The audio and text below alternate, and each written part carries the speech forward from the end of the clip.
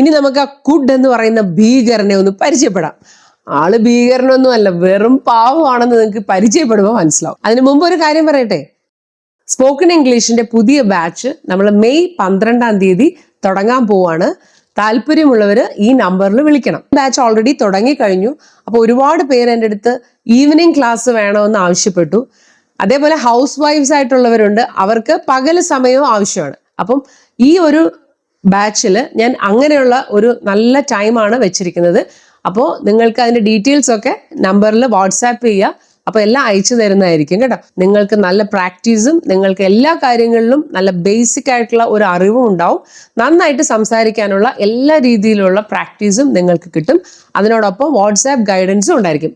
പിന്നെ അടുത്തത് നമ്മുടെ ഗ്രാമർ കോഴ്സാണ്.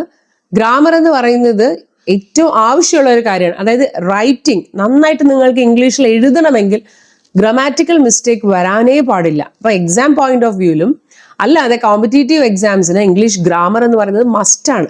നമുക്കൊരു ജോലി കിട്ടുക എന്നുള്ളത് നമ്മുടെ ഒരു സ്വപ്നമാണെങ്കിൽ നിങ്ങൾ ഇംഗ്ലീഷ് ഗ്രാമർ നന്നായി പഠിച്ചിരിക്കണം. അപ്പോൾ അത് കുട്ടികൾക്ക് തന്നെ അതിനൊരു ബേസിക് ഫൗണ്ടേഷൻ കൊടുത്തു കഴിഞ്ഞാൽ അവർ വലിയ ക്ലാസ്സിലും അല്ലെങ്കിൽ അവരൊരു ജോലിക്കൊക്കെ വേണ്ടി പോകുമ്പോൾ പാടുപെടേണ്ടി വരില്ല. കാരണം ഇംഗ്ലീഷ് എന്ന് പറയുന്നത് അങ്ങനെ ഒരു സാഗരം പോലെ കിടക്കുന്ന ഒരു കാര്യമാണ് ഒരു ലാംഗ്വേജ് എന്ന് പറയുന്നത്. അപ്പോൾ അതിൻ്റെ എല്ലാ കാര്യങ്ങളും എല്ലാ ന്യൂആൻസസും പഠിച്ചാൽ മാത്രമേ നമുക്ക് എക്സാംസിന് സ്കോർ ചെയ്യാൻ പറ്റൂ. ഓക്കെ, അപ്പോൾ ഗ്രാമർ കോഴ്സും നമ്മൾ നെക്സ്റ്റ് ബാച്ച് ഈ ദിവസം തന്നെ തുടങ്ങുന്നുണ്ട്.